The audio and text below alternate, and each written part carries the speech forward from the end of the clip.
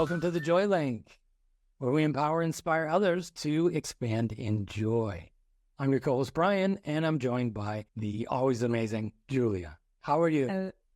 I'm great. I came back from London. I feel very, not motivated because I'm usually motivated, but I feel very focused and determined. And my determination is to make this podcast as much of value as possible and fulfill the mission to inspire you and empower you to become more joyful if you wish, or just to start experiencing more joy throughout your day. So what are we talking about today, Brian? We are talking about movement and exercise and how joy is linked to that. Ooh, I love the topic. I am a super active person, and that's probably the reason why I'm so joyful. So today we will be talking about the benefit of movement, about how does the movement and exercise impact your brain. We will be talking about the performance and collective joy through movement, and you will get a really great task of the week. Brian, why on earth I should lift my butt from a couch or from my desk? Why I should do that? Right. Clearly, I don't want to, but why I should do it? Right. Yeah. The funny part is that the science is in and the benefits are very, very clear. And it's coming from both physical trainers, it's coming from psychologists, and everyone is agreeing that we are meant to move. And we're happier when we do, right? So there is a book that I've read called The Joy of Movement by Kelly McGonigal. She's a psychologist and a best-selling author of 3 different books, and which are all really good, I can say, right? The first one's called Willpower Instinct. The second one is The Upside of Stress. And then there is this book called The Joy of Movement. And so she explains it very simply, right? Just one sentence. And I quote, "Around the world, people who are physically active are happier and more satisfied with their lives," end quote. And when it comes to the science, it doesn't really matter what type of exercise, if it's running or walking or swimming or dancing or biking or weights and yoga. The key is regular exercise, meaning daily, not weekly, daily. Yeah, and this the exercise and movement leads to endorphin release. What are the endorphins? Are the happy hormones in your brain. It also, there is in moving daily or weekly, doesn't matter as much as move, it improve your mental health, and it's linked to, or it's one of the ways to cope with stress, leading to stress reduction. And also what I love the most is, as a runner, that movement gives a sense of achievement. And when you have this sense of achievement, then you feel like you are progressing. When you feel like you're progressing, you are definitely more content with where you are because you don't feel stuck. And there are many, many cognitive benefits. And also, yeah, so that's where we go into movement and the brain. And what do you know? We are both brain fans. So Brian, what is the thing that you find the most interesting about movement and the brain? Yeah, the hormone release, that's an important factor. And the way how exercise really rewires our brains, right? Because of regular exercise, it remodels the physical structure of the brain and makes you more receptive to joy and also social connections, right? Because these changes in the brain, those neurological changes, they rival some of the most cutting edge treatments for depression and addiction, right? And it's so simple because it's natural, right? It's just exercise and movement. Yeah, and also just to add on, like the way when you work exercise, you start to breathe more, right? And then you start faster. So the process is that you get more oxygen to your brain, and that enhance your ability to learn. So it's as simple as that, that if you sit in the cramped room, like not moving, then there is not much flow going through your body. But when you get more oxygen in, it goes to your brain, and that helps you think. Yeah, and the more we activate our minds, the younger we stay. right? Because when you learn something new every day, you keep your mind active, and then you're activating new neural pathways, and then you age slower, right? Because you're moving, you're active, and your body sees that you want to be here, right? Because you're moving. It's when we're on the couch and we're eating, nasty processed food and we're not feeling that good. And then it's like a downward spiral. That is all telling your body that it can break down and it can slow down and then it can start aging. So the more we exercise, the more we move, the younger we'll stay, the more active we'll be, the more energy we'll have.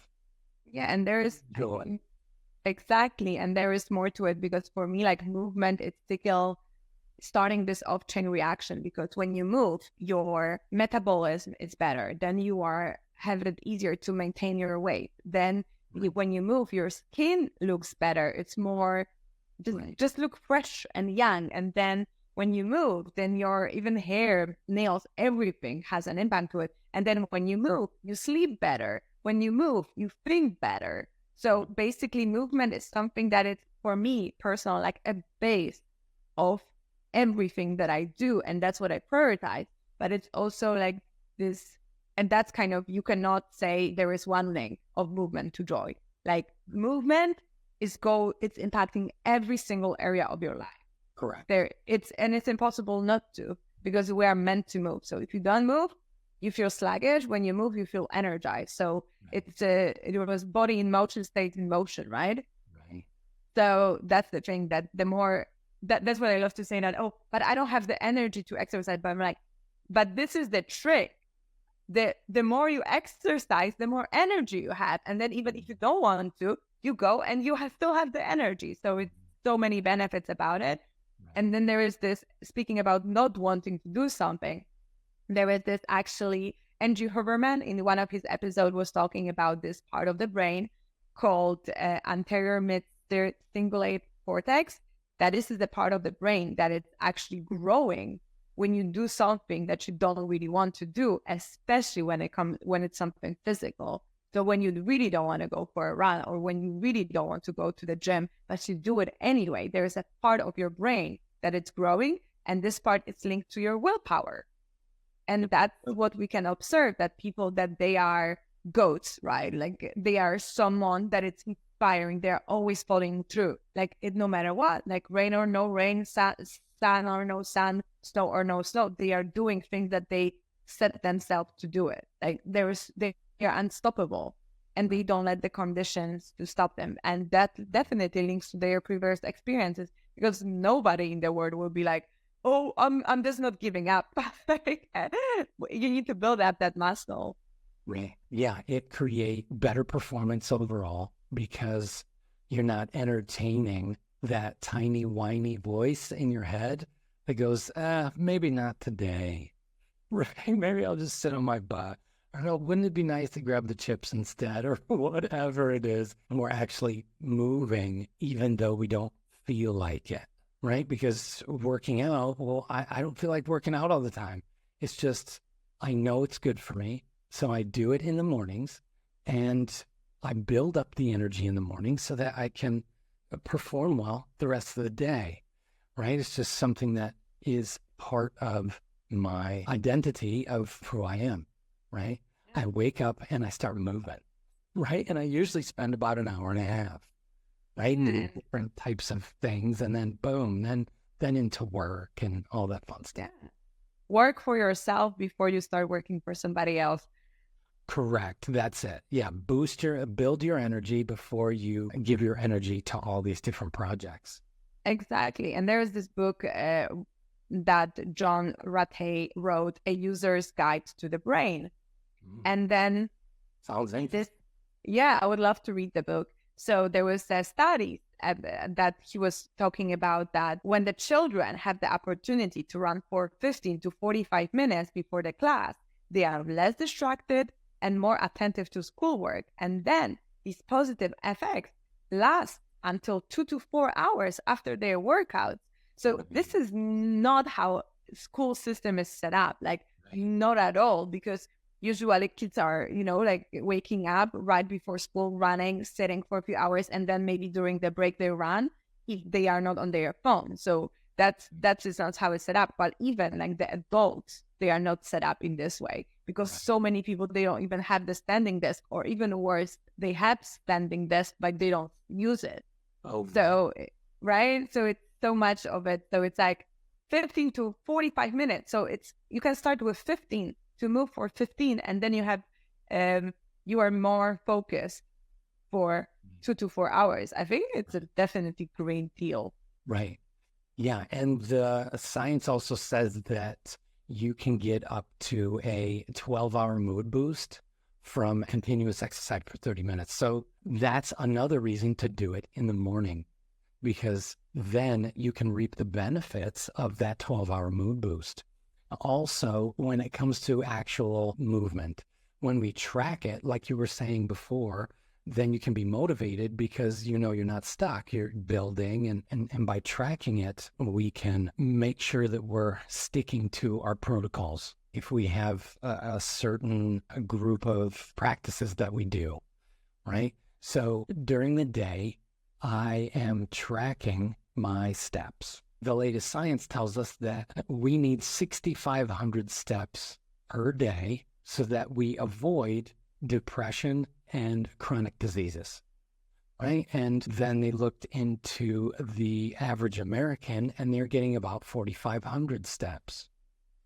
And so I aim at 8,500 steps every day, right? That's just a thing. And for the longest time, I was really quite sedentary because of my job, graphic designer for 20 some odd years.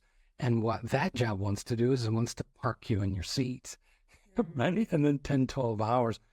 But now the body is saying, well, we don't want to do that anymore. So I've got a stand-up desk, and I'm taking breaks and just making sure that I'm getting that 5-6 Ks of walking per day.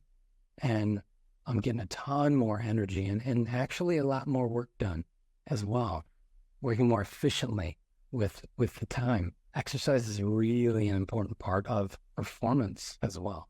No, I 100% agree with that.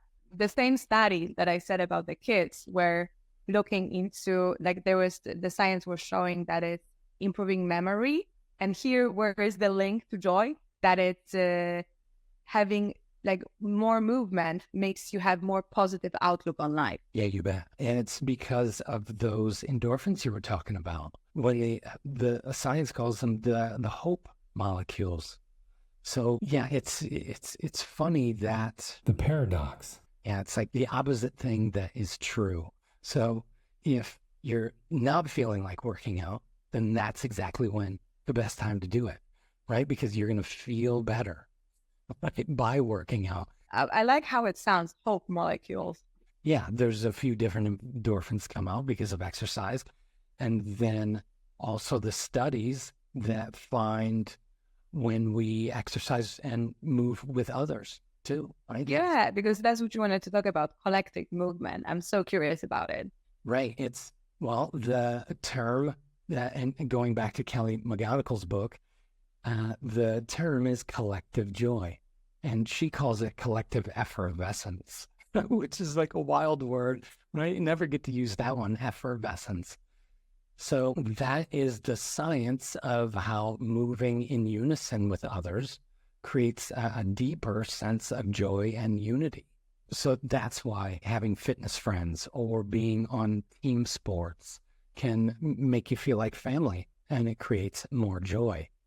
And it doesn't matter what the exercise of the movement is when we do it together. So if it's like marching or in parades or, dance classes or even in the nightclub, because everybody's in that same vibe of the music, it's like, right? Everybody's in unison. And this really supports us to feel more connected to one another and connected to something bigger than ourselves as well. And we as humans crave that type of connection. And the synchronized movement is one of the most important ways to experience it. So that's a big one. Wow, I love that. So we can both agree, and the science is agreeing on something, that movement is super important, no matter if you walk, run, do yoga, whatever type of movement, just do it, right? And if you can, then, do it with others. yes, and if there is one thing that makes the movement or incorporating the movement to your life is habits. Like you can build the habits around movement, and this is something that can actually help you. And building habit you can do it just by repetition. That's it. So, and I think that leads to the task of the week. So, Brian, what our lovely listeners can do this week based on what we spoke today? How can you move today in a way that brings you more joy? Right? You answer that question and then just get to it. Ooh, I love that. So the task of the week is that you start your morning with movement. And it can be walk, it can be stretch, 5 minutes or 1 minute if you don't have the time. Aim for a smaller goal. So 1 minute, 5 minutes, if you can, 15 minutes. And that's what you start your day with. Like within the first hour of waking up, you move for 15 minutes or less, depends what is possible. And then throughout the day, you go for a walk. And that's the task. And I will you will have a PDF in the show notes to track how you do it, to build up the habit. Right. Yeah. And that is an incredibly powerful way to really get the body moving, is to simply make a list and say, okay, well, these are the things I commit to, and I'm going to do them in the morning. Right? Because if you think about it, you just been sleeping for 6, 7, 8, 9 hours, and the body both needs water because you haven't drank water in that long, and movement as well. It really wakes up the body. Yeah, and for 15 minutes. And I know if there's parents out there that they could struggle with time on how to schedule it, just getting up before the kids. That's a nice way to solve it. Yeah, if they're up at 6, okay, then 5:45, here I go. Right? Yeah, and with entire list of benefits, I'm so sorry, but make it priority. Make movement your priority. And I'm sorry, you are adult, like you have the time.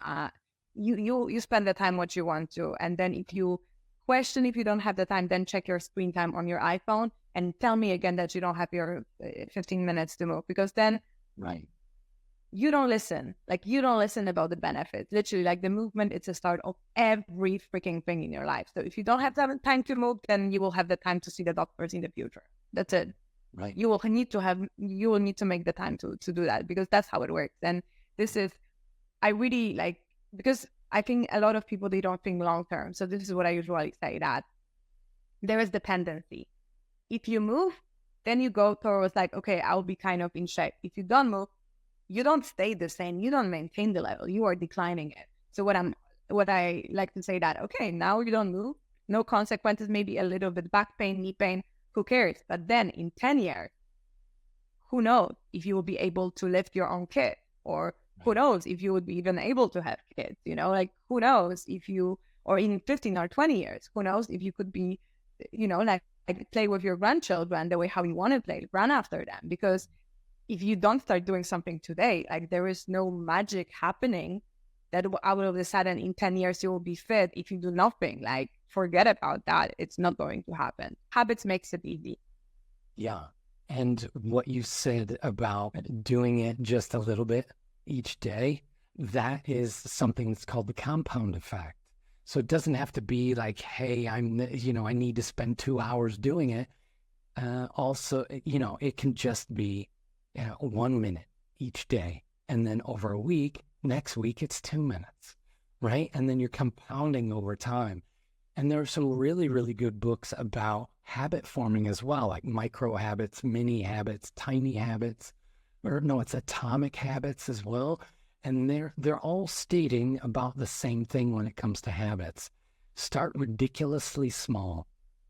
And so if it was to start that 15 minutes, I'm going to run 15 minutes in the morning. And they would say, put on your shoes in the morning and step out the door and then celebrate and then walk right back inside. Right? Because that's like forming the identity and the habit of, I put on my shoes and I go outside and I run. And then tomorrow you would walk to the end of the sidewalk and then come back inside, and over time. I love habits, and we will have entire separate episode on that topic. Yeah. we will definitely put it on the agenda. So it will happen. So yeah, I guess that's it for today. That if I could take the entire, what was the entire episode about, like, move more and you will experience more joy in life. That's it. Like, if you just listen to the end, just apply. And this is amazing because from now on we're on Spotify podcast, so you can listen to us anywhere you want. And my humble request is if you could leave us a review. I heard other people saying that in the industry that will help the podcast grow. So please give us a review. Yeah, and we're both on Android and Apple now. Check us out and leave a review. Yeah, find us on social, connect, subscribe, all that stuff. Yeah. All right. Thank you very much, guys. Bye. Yep. Ciao.